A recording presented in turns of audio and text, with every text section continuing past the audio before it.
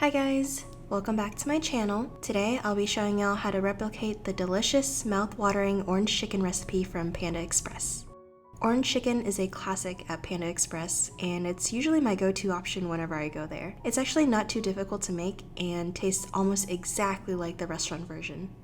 Here are all the ingredients you'll be needing for this dish. I split them into two groups, one for the chicken and one for the sauce. The ingredients list might seem daunting at first, but you should have a majority of these in your pantry already. So we're going to start off by cutting 1.5 pounds of boneless, skinless chicken thighs into 1-inch cubes. Once we're done with that, we're going to prepare the breading for the chicken, starting with the wet ingredients. First, crack 1 egg into a small bowl and add 2 tablespoons of vegetable oil along with 1¼ cup of water. Now set this aside while we prepare the dry ingredients. In a large bowl, add 1½ cups of flour, 1/3 cup of cornstarch, 1 tablespoon of salt, and 1 teaspoon of white pepper. Now mix everything together.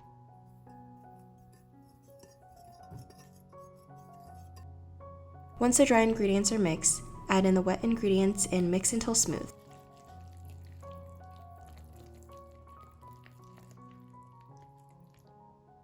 The consistency should be similar to pancake mix. Add flour and water accordingly if the texture is not right yet. Afterwards, add the chicken in that we cut up earlier and make sure all the pieces of chicken are coated evenly. The last step is to cover the bowl and refrigerate for 30 minutes. While the chicken is in the fridge, we're going to grate some orange zest and freshly squeeze some orange juice for the sauce. This step is completely optional, but it does make the dish taste better in my opinion. We're just going to grate about 1 tablespoon of orange zest, not too much. Next, we're going to cut up 1 to 2 medium oranges and squeeze them over a strainer into a measuring cup.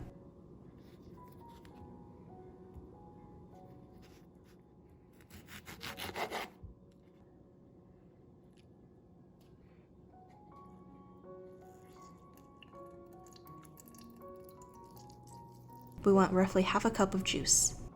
Now on to the fun part, frying the chicken. We're going to start off by heating up 5 cups of vegetable oil in the pot or pan you'll be frying in. You'll know the oil is hot enough when bubbles start to form when you stick the chopsticks in.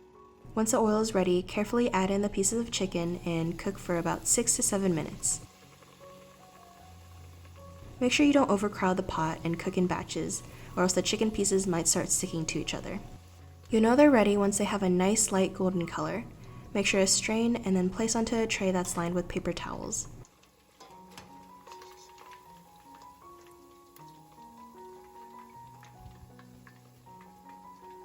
Don't worry too much about the color, they get darker after you take them out.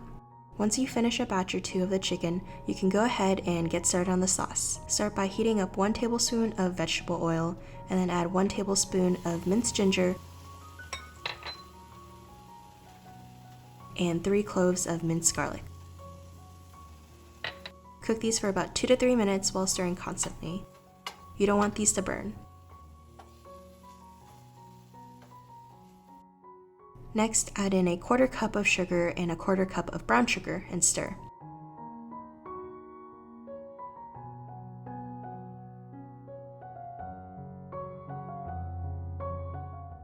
Pour in ½ a cup of orange juice, stir it, and then let the sugar dissolve into the mixture.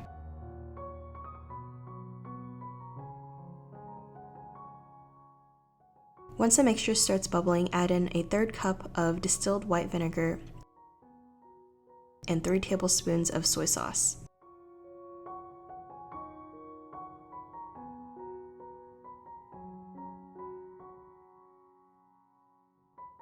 Now mix together 3 tablespoons of cornstarch with 3 tablespoons of water. Slowly pour this mixture into the pan while stirring. This is to prevent the cornstarch mixture from cooking too quickly and form lumps. And you're just going to let this cook until it has a maple syrup consistency.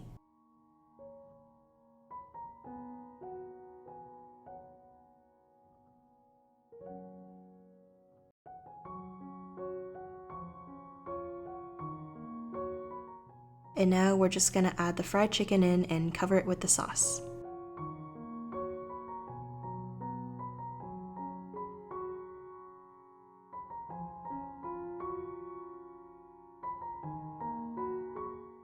Next, you're going to cover the chicken with a tablespoon of sesame oil for some nutty flavor, and then sprinkle some orange zest on top.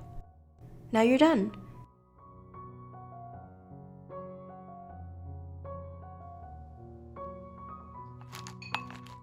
This dish is best served with rice, either white or fried rice, and you can also add some veggies too.